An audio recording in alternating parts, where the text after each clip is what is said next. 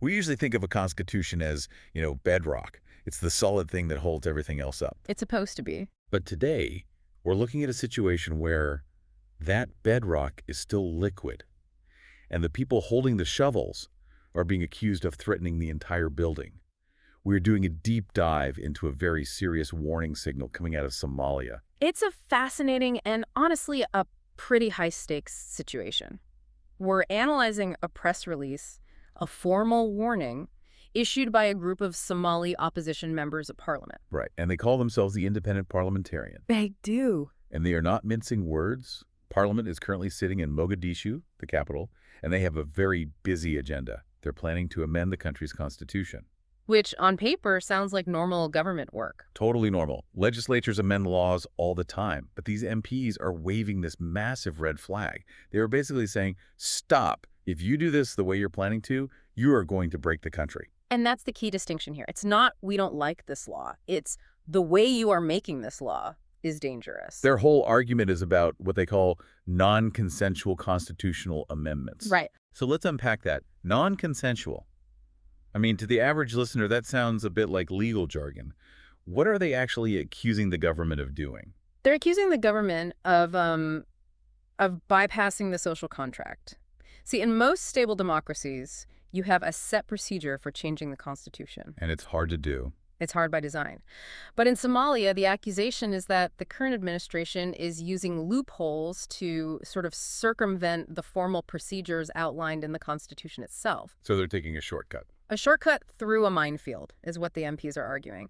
They say these changes are being pushed through without the necessary inclusive national dialogue. Right. They claim the government is just ignoring the legal mandates of these independent bodies, specifically the Independent Constitutional Review and Implementation Commission. That's a mouthful of a title. It is, but it's a crucial body. It was set up specifically to stop politicians from just, rewriting the rules to suit themselves. The guardrails. By sidelining this commission, the MPs argue the government is removing the guardrails.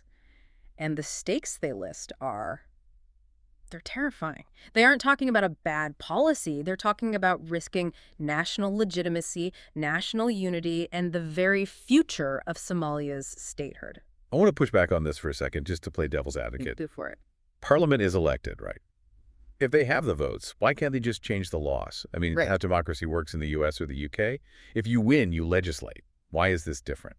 That is the million-dollar question. And the answer lies in one very specific word that appears in the title of Somalia's supreme law, Provisional. the Provisional Federal Constitution. Right. It's not a finished document. It was adopted back in 2012, but it was essentially a roadmap. It was kind of a good enough for now agreement to get the country out of a transitional phase. Well, because it was rushed, they left a lot of things blank. A lot of really big things blank. The source material refers to these as the unresolved core issues. Exactly. And we should be clear, these aren't small details like, what is the official flower? No, these are the big five, the structural pillars of the nation that they couldn't agree on back then, so they just kicked the can down the road. Let's go through these because I think it helps explain why everyone is so on edge. The first one is power sharing. Which is the fundamental question of politics, right? Who gets to be in charge? And how is power divided between, say, the president, the prime minister, and the various clans? If you change that rule without everyone agreeing, someone's going to feel like they're being cut out of the deal. Instantly. Then there's the second one, the separation of powers, keeping the executive, legislative, and judicial branches in check. Which is always a struggle in young democracies. The executive usually wants to eat the other two. Always. And the third one, and this is the one that so often leads to conflict, is resource management. This is huge. Huge. Who owns the oil? Who owns the offshore fishing rights? Who collects taxes at the ports? Is it the federal government in Mogadishu, or is it the federal member states? I can see why that's explosive. If Mogadishu suddenly says, we own all the oil now, the regions where the oil actually is are going to, well, they're going to revolt. Precisely. And that ties right into the fourth and fifth points, the structure of the judiciary and Most importantly, the whole relationship between the federal government and the federal member states. Federalism, that's the core tension, isn't it? It is. Somalia is a federal state. Yeah. The regions, places like Puntland, Jubaland, they have a lot of autonomy. They have their own presidents, their own security forces. Right. And these independent parliamentarians, they're arguing that the government in Mogadishu is trying to use these amendments to centralize power, to take away that autonomy without asking the states first. So going back to my question about why can't the winner just legislate, the answer is that the winner in Parliament doesn't necessarily represent the power bases out in the states. That's exactly. In a mature democracy, the minority accepts the loss because they trust the system. In a fragile state-building context like this, the minority often has an army. So if you try to solve these big five issues with just a unilateral parliamentary action, just counting hands in a room in Mogadishu, you aren't solving the problem, you are igniting a conflict. You're pouring the wet cement while half the tenants are screaming at you to stop. And that's why the MPs are so focused on the process. It's really interesting if you look at their press release, they don't spend paragraphs tearing apart the specific text of the amendments. They're not saying Article 42 is bad. They're saying the way you are writing Article 42 is illegitimate. It's process over substance. Yes. They argue that without an inclusive national dialogue and a comprehensive political agreement, the amendments are invalid regardless of what they say. You could write the best law in the world, but if you wrote it by locking the opposition out of the room, it's worthless. They seem very aware of how this looks to the outside world, too. Usually when an opposition group tries to stop a bill, the government paints them as obstructionists. That's the standard playbook. Right. They're just trying to block progress. They want to keep the country weak. But the independent parliamentarians are flipping the script. They are preemptively rejecting that spoiler label. They frame their resistance not as political maneuvering, but as a patriotic obligation. Yes, that exact phrase. And the language they use is incredibly heavy. They talk about a national responsibility. They even mention defending Somali children. This feels very moral. It's a smart rhetorical move. They are positioning themselves as the guardians of the Constitution. They're saying, we aren't blocking the government because we want to. We are blocking them because we have to. We're the firewall. We're the firewall protecting the state from collapsing. By framing it as a duty to future generations, they make it much harder for the government to just dismiss them as disgruntled politicians. Okay, so we have the accusation. The government is rushing to fix the foundation without permission. But I want to get to the consequences. This is the so what part of the deep dive. Right. What happens if the government ignores them? What if they just say, thanks for the press release, we're voting anyway? The source material lays out a parade of risks, and it's a grim list. It's not just people will be unhappy. It's a systematic breakdown of the state. The first domino being the erosion of trust. Which, in a place like Somalia, is already a pretty scarce resource. It's the only resource that really matters. If the federal member states believe the federal government is rigging the game, they just stop cooperating. Security cooperation stops. Tax sharing stops. Exactly. The country effectively fractures, even if the borders stay the same on a map. And when cooperation stops, security risks go up. The MPs explicitly warn that this process could increase insecurity. That's a key point. You might think, hey, a stronger central constitution means better security, right? A strong hand. That's the usual logic. Strongman theory. But the MPs argue the complete opposite. They warn of destabilizing the country. And they use a phrase that really jumped out at me, preemptive conflict. I circled that too. Preemptive conflict. That sounds like military jargon.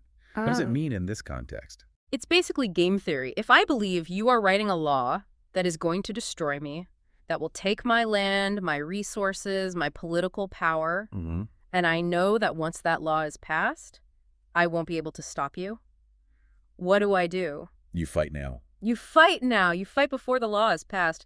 You launch a preemptive conflict to stop the process itself. That is the nightmare scenario they're warning about. It is. They're saying that by trying to force a conclusion to the state-building process, the government might actually restart the Civil War. It's the paradox of the wet cement. Yeah. If you try to force it to set too fast, it cracks. And here, the cracks mean violence. They warn that this deepens social division rather than healing it.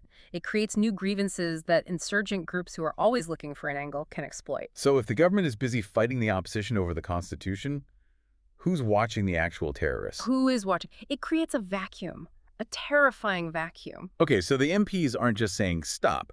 They do have a plan, right? They list a call to action. They do.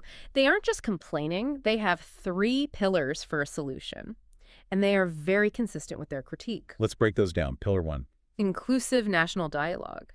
And this means getting everyone in a room, not just the MPs in Mogadishu. Everyone. The federal member state leaders, civil society, opposition parties, a real, messy, difficult conversation. Alert to. A comprehensive political agreement. This is crucial. They are saying, agree on the politics first, then write the law. Don't use the law to force the politics. You shake hands on the big 5 issues before you try to codify them. You have to. And Pillar 3 is strict respect for the Constitution. Follow the rules that are already there. Use the independent commission. Don't bypass the institutions just because they are inconvenient. Now, here is where the strategy gets really interesting to me. They aren't just shouting this from the rooftops in Mogadishu. No. They have a specific section of the press release addressed to the international community. Oh, yes. They are CCing the bank. And Somalia is heavily dependent on international aid, right?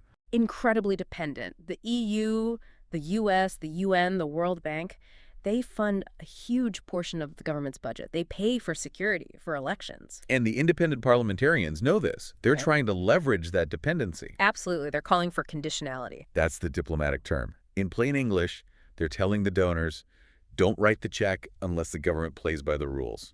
That is a high-stakes gamble. They're basically telling the world, cut off the funding if they don't listen to us. It is. They argue that external support should be conditioned on those 3 pillars we just mentioned. So if the government refuses to hold a dialogue, The money tap should turn off.